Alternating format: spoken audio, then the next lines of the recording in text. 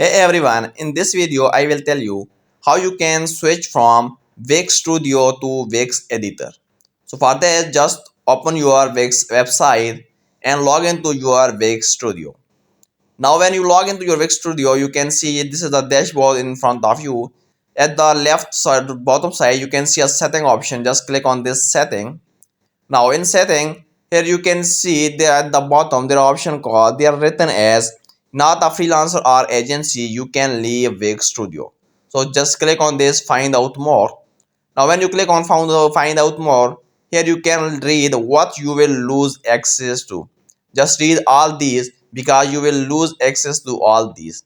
Now if you are ready to lose access, just simply check this box below and just simply click on leave Wix Studio. But before this, you have to read all these because you will lose access to all these. So now this is the way how you can switch from Wix Studio to Wix Editor.